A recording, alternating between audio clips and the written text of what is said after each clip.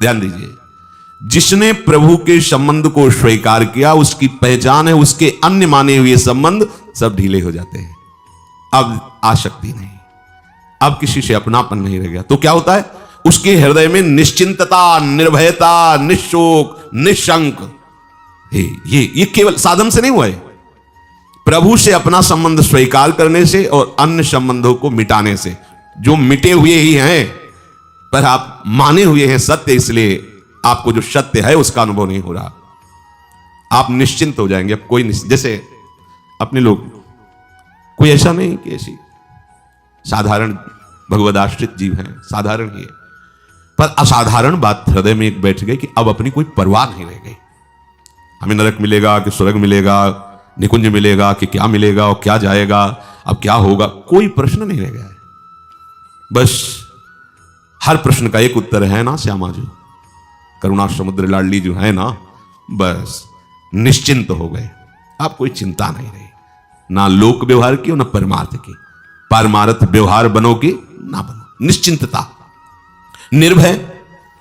अब कोई भय नहीं रहा कि शरीर में अमुक रोग है, अमुक लोग विरोध करते हैं, क्या होगा। वही होगा जो श्यामा जी ने पहले से विधान कर दिया है। अब कुछ ऐसा नहीं होने वाला जो नहीं होना चाहिए, वही होगा जो प्यारी जी और प्यारे जी ने विधान कर दिया है। इसलिए निश्चिंतता हर समय, कोई चिंता नहीं।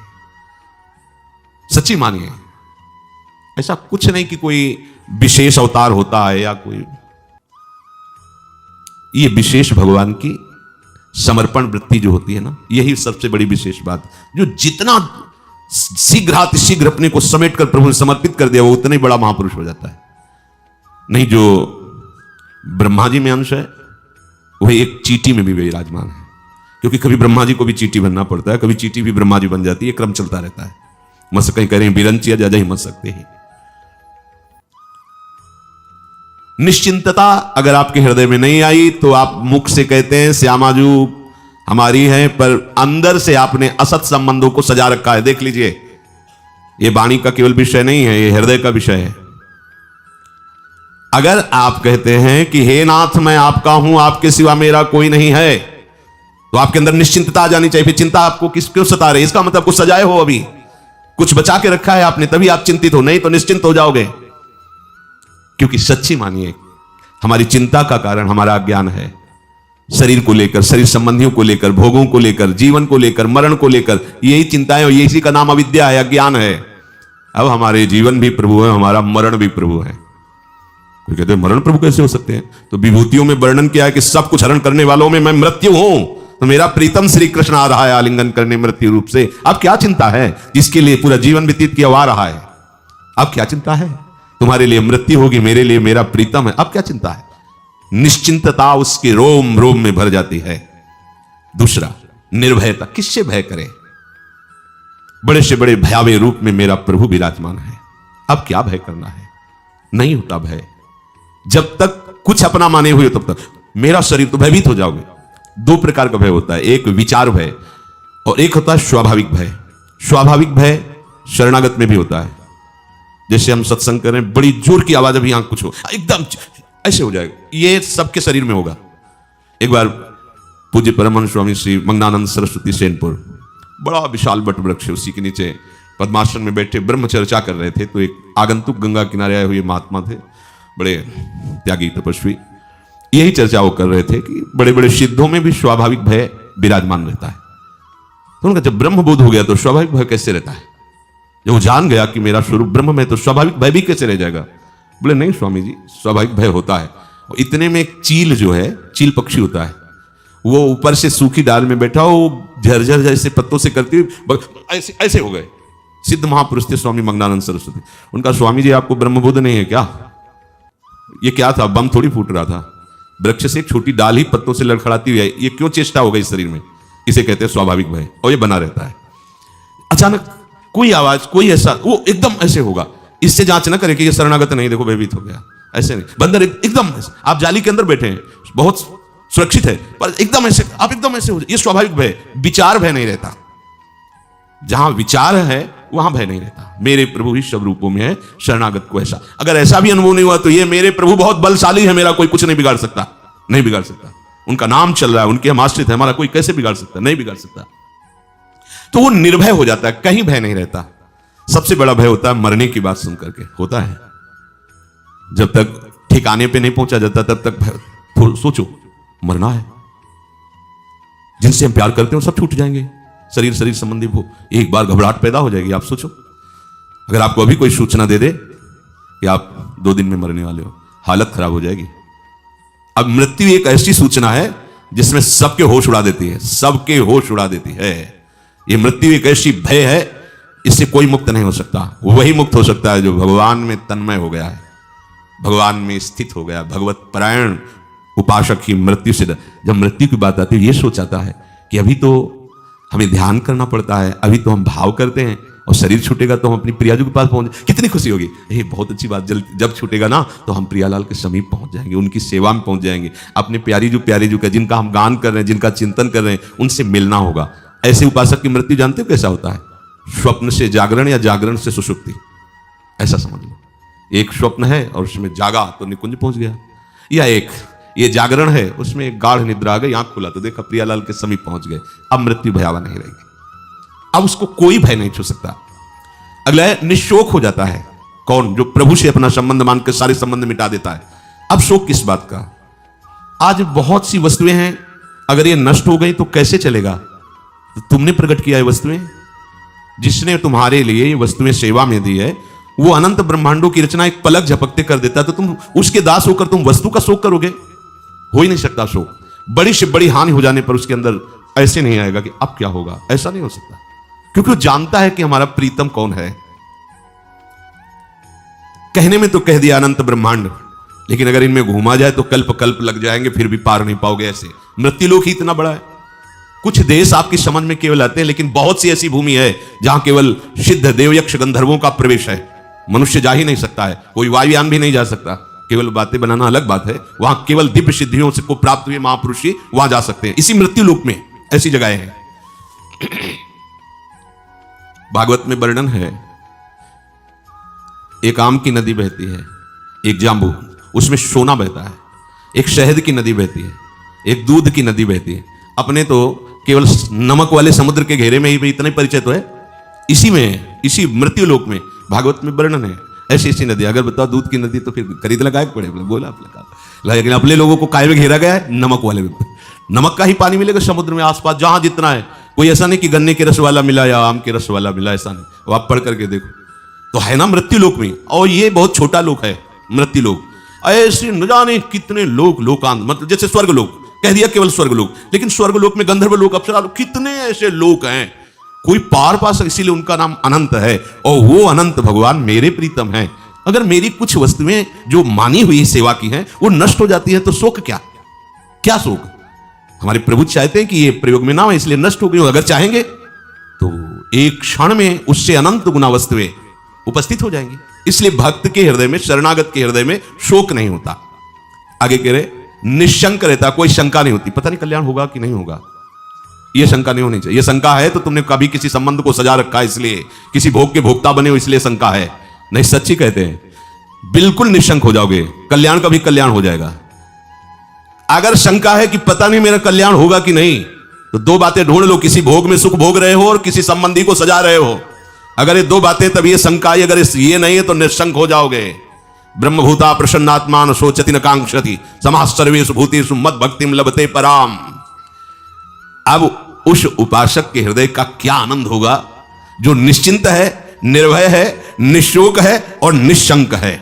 ये उसी का होता है जिसने सारे संबंध मिटाकर, मिट तो जाएंगे ही, छिन तो जाएंगे ही। तो गोस्वामी जी कह रहे हैं, अंत ही तो तजेंगे पामर तू न तजय वहीं थे। अरे तू अभी से मान ले तो तू मुक्त हो जाएगा, और छिन तो सब जाएंगे, तू यहां से कुछ नहीं ले जा सकता। महान सम्राट सिकंदर, महान बलशाली विजेता, जिसने परास्त पराजय का मुंह कभी नहीं देखा था। कुछ संत जन जे ही सिकंदर उसे रुकिए, आदर करता था संतों को, उतरकर नमन किया, बोले सुना है आप बहुत पराक्रमी और बलशाली हैं, एक काम मेरा कर देना। ये हमारा जो वस्त्र है फट जाता है तो उसका प्रयोग करने के लिए मैं सुई रखता हूं, सिल लेता हूं।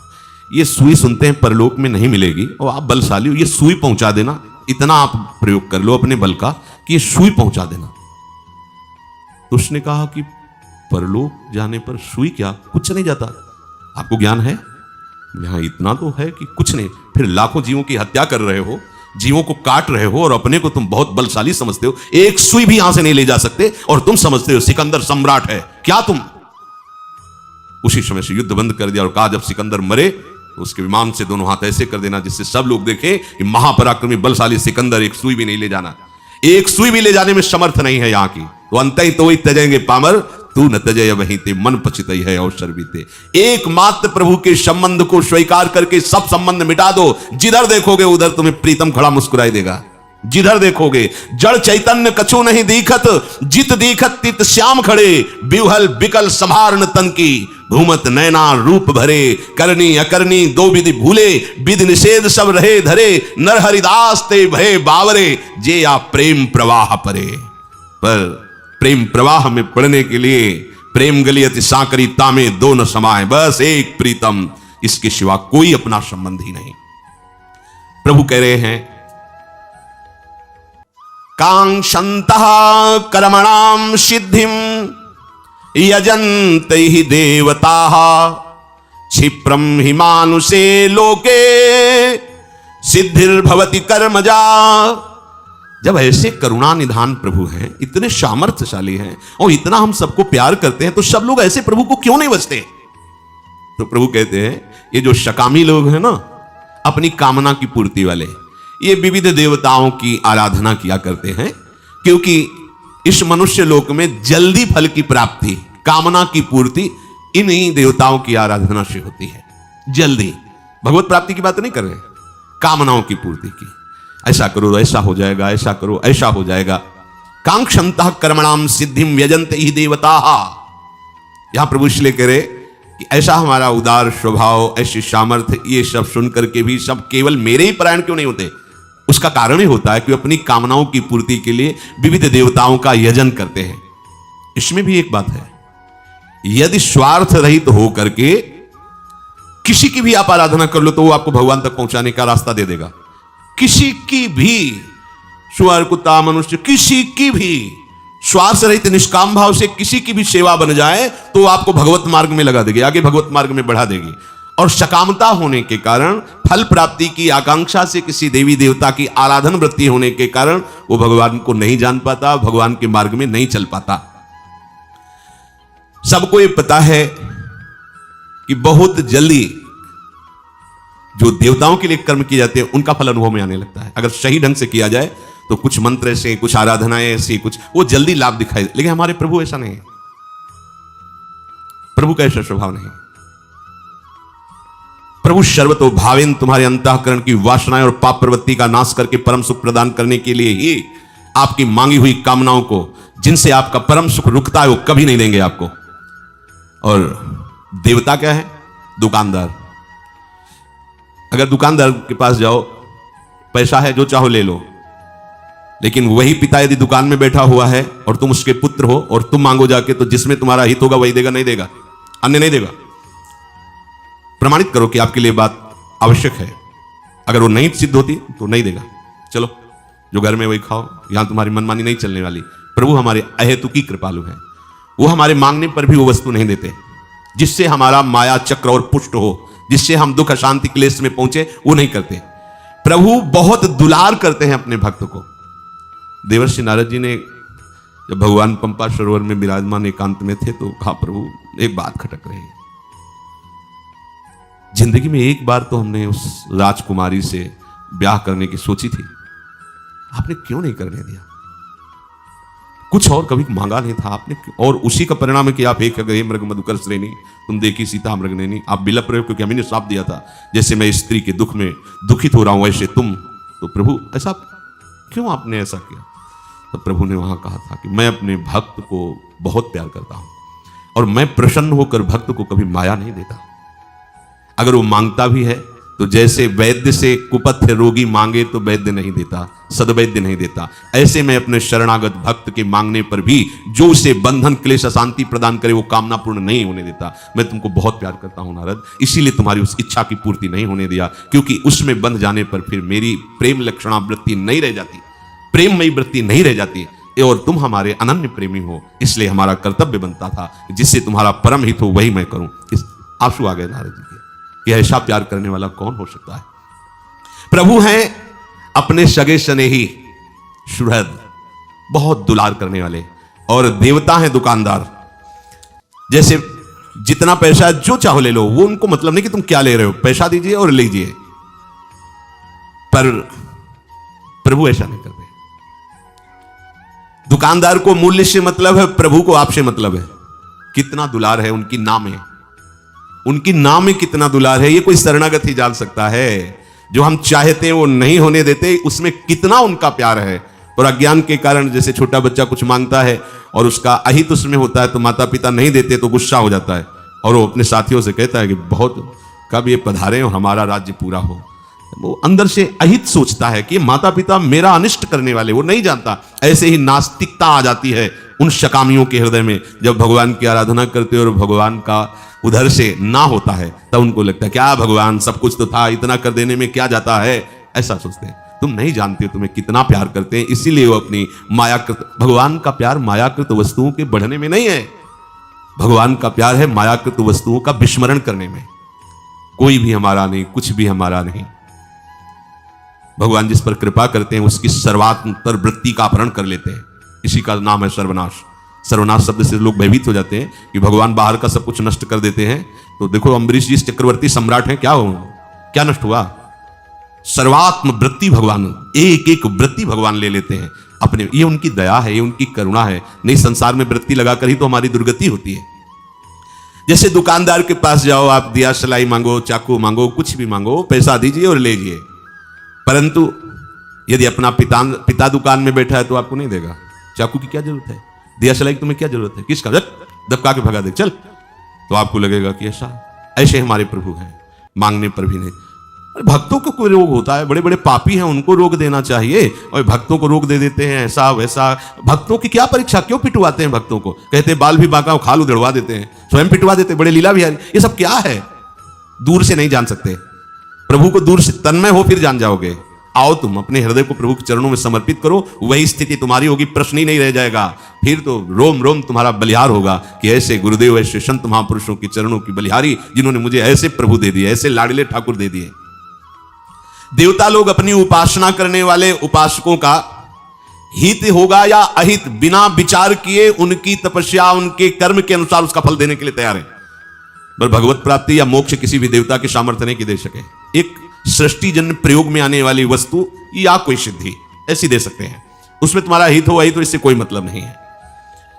ऐसा होने पर नाशवान पदार्थों की आसक्ति, ममता, कामना और बढ़ जाती है, और जितनी वस्तुओं में प्रभु को भूला हुआ था और वस्तुएं बढ़ गई, तो प्रभु की याद की कोई गुंजाइश ही नहीं रह गई। पर प्रभु कहते मेरा ऐसा नहीं, बड़े कृपालु हैं भगवान, बड़े कृपालु हैं, पर उनकी कृपा को समझ पाना कोई भक्त ही, शरणागत ही, दूसरा नहीं समझ सकता। दूसरे तो तर्क वितर्क करने लगते हैं। क्षिप्रम ही मानुषे लोके सिद्धिर्भवति कर्मजा। प्रभु के सिवा जितनी भी भूमियां हैं सब भोग भूमियां हैं। कर्म भूमि ये है, सब भोग। आब्रह्म स्तंभ पर्यंतम सर्वम माया में। अगर कोई देवता प्रसन्न होकर अपना लोक भी दे देता है तो क्या, पुण्य क्षीण होने पर फिर मृत्यु लोक आना विश्राम नहीं है। सब लोग यही जानते हैं कि कर्म से ही सिद्धि की प्राप्ति होती है। पशु पक्षी, मनुष्य शरीर, देवता, ये सब कर्मों के परिणाम से ही प्राप्त होता है, पर भगवान कर्मों के परिणाम नहीं है। ध्यान देना, किसी भी कर्म का परिणाम भगवत प्राप्ति नहीं है। ये जो साधना बताई जाती है, ये असाधनों को त्यागने के लिए बताई जाती है। भगवत प्राप्ति होती जे भी असाधन का त्याग हुआ, पाप मल नष्ट हुआ, ममता अहंकार क्षीण हुआ, ते भी अपने हृदय में अपने प्रभु का संबंध प्रकाशित दिखाई देगा, और जे ही उस संबंध की गाढ़ तन्मयता हुई, भगवत साक्षात्कार हो गया। असाधन ही भगवत प्राप्ति में बाधक है, उन्हीं असाधन के लिए साधन पद्धति है। भगवत प्राप्ति स्वतः सिद्ध है, वो जागृत हो जाती है। नाशवान कर्मों के द्वारा कभी अविनाशी फल की प्राप्ति नहीं होती, अविनाशी भगवान की प्राप्ति नहीं होती। कामना वाले मनुष्य इस पर दृष्टि नहीं डाल पाते हैं। वो विधि पूर्वक सांगो पांगो वैसे ही कर्म करते हैं जिससे अमुक देवता प्रसन्न हो जाए और मेरी एक कामना की पूर्ति हो जाए। पर वास्तविक सिद्धि जो भगवत प्राप्ति है वो कर्मजन्य नहीं है। भगवत प्राप्ति के लिए जैसे वर्णन किया गया है कर्म योग ज्ञान योग आदि, ये केवल असाधनों को मिटाने के लिए है। जो शास्त्र विरुद्धाचरण कामना अहमता ममता में फंसकर होते हैं उनको रोकने के लिए है। जैसे जल की चंचलता और मलिनता मिटी तो नीचे क्या है अपने आप दिखाई देता है। जब तक जल चंचल और मलिन रहेगा तो उसके तह में क्या है आप नहीं देख पाएंगे। ऐसे ही अंतःकरण जब तक विषयों में चंचल रहेगा और पाप प्रवृत्तियों से मलिन रहेगा तो हृदय में विराजमान भगवान को आप नहीं देख पाएंगे। जहां हृदय एकाग्र हुआ अंतःकरण और पाप रहित हुआ वहीं भगवान का साक्षात्कार हो जाता है। तो असाधनों के त्याग के लिए साधना है, कर्मों के संबंध विच्छेद के लिए कर्मयोग का अनुष्ठान है। यह सकामता होने के कारण नहीं समझ में आती। अपने लिए कर्म करना बंधन का कारण है। सारा संसार पूछो उससे किसके लिए कर्म कर रहे हो? मैं अपने लिए कर रहा हूं, अपने परिवार के लिए कर रहा हूं। यह शास्त्र समझ पाना इसलिए कठिन होता है। अपने लिए कर्म करना यह बंधन का कारण है, इसीलिए उसका योग नहीं होता, वियोग का अनुभव होता है। सब जगह वो प्रभु को नहीं देख पाता, अपने लिए कर्म कर रहा है। जब प्रभु के लिए या दूसरे के सुख के लिए कर्म किया जाता है तो वही कर्म हृदय को निष्पाप करता है। जब अपने लिए कर्म किया जाता है तो इतना स्वार्थ बढ़ जाता है कि वो पाप कर्मरत हो जाता है। यह सूत्र समझ में आ जाए तो प्रभु की तरफ हमारी गति बढ़ जाए। अपने लिए भोजन बनाता है, वो अपने लिए कमाता है, अपने माने हुए परिवार के पोषण के लिए उसे कुछ भी करना पड़े वो करता है। यही सब कर रहे हैं, सब संपूर्ण सृष्टि इसी चक्र में घूम रही है। अपने लिए कर्म करना, अपने लिए सुख भोग की व्यवस्था करना, अपने लिए सुख भोग चाहे कितना भी कुकृत्य करना पड़े, हिंसा करना पड़े वो करने। इसी का नाम बंधन है, इसी का नाम अविद्या है। प्रभु के लिए कर्म करना, प्रभु में संसार को प्राप्त सामग्री के द्वारा तत्सुख भावना से सेवा करना। पर यह बदल गई ना वृत्ति। ऐसी वृत्ति तो महात्माओं में होती है, तो ये बिना महात्मा बने भगवत प्राप्ति नहीं होती। महात्मा की वृत्ति होती है। ये तो आचार्य परंपरा से वेश की भी मर्यादा है, नहीं तो बात वृत्ति से बनती है। जो अंतर की वृत्ति उसी से भगवत साक्षात्कार होता है। अपने लिए कर्म करने से मनुष्य दुर्गति को प्राप्त होता है। जैसे लोग कहते हैं ना हमें किसी क्या भगवान से मतलब है, किसी से क्या मतलब है? अपना कमाता हूं, खाता हूं, अपने परिवार का पोषण करता हूं, तो इसलिए नहीं भेजे गए हो। इसलिए भेजे गए हो कि परिवार की सेवा भगवत भाव मानकर कीजिए और अपने शरीर को उपासना मार्ग में लगाइए। आप एक उपासक बनकर के जो भी व्यापार नौकरी सब करते हैं वो तत्सुख भावना में लाइए। भोक्ता भाव को खत्म कीजिए। भगवत चरणारविंद की प्रीति के लिए नमम सिद्धि प्राप्त कीजिए। ना कोई मेरा है, ना मैं और किसी का हूं, मैं प्रभु का हूं, प्रभु के लिए ही सारे कार्य करता हूं। अभी काम बन जाएगा। अपने लिए कर्म करने से मनुष्य बंधता है और किसी भी जीव की सेवा के लिए वो उसको भगवान की तरफ ले जाता है। ध्यान रखना, बंधता तभी है कि ये हमारी पत्नी, इसका हमारे प्रति ये कर्तव्य होना चाहिए। तो तुम्हारा क्या कर्तव्य होना चाहिए? हम अपने कर्तव्य को ना देखकर सामने वाले के कर्तव्य को देखते हैं और वहां अपने प्रतिकूल पाकर के क्रोध करते हैं। स्वसुख वांछा से बंधा हुआ जीव ऐसे बंधनों में बंध करके न जाने कैसे कैसे हिंसात्मक वृत्तियां अपना लेता है। उपासक वही है जो अपने कर्तव्य, ये मेरा पुत्र है, मेरा इसके प्रति क्या कर्तव्य है, पत्नी मेरा कर्तव्य इसके प्रति क्या है, ये माता पिता मेरा कर्तव्य इनके प्रति क्या है, ये समाज है समाज के प्रति मेरा कर्तव्य क्या है। जो अपने कर्तव्य को देखता है और अपने कर्तव्य का पालन करता है तो उसे भगवत मार्ग मिल जाता है। जो अपने सुख के लिए दूसरों के कर्तव्यों पर अंगुली करता है, देखो भाई तुम हमारे हो तो हमारे लिए तुम्हें ये करना चाहिए, वो सुसुख वांछा के कारण प्रतिकूलता अनुभव होने पर क्रोध और हिंसा आदि को अपना लेता है। जैसे लड़ाई झगड़ा ऐसा होता है, इसी वृत्ति से वो बंधता है।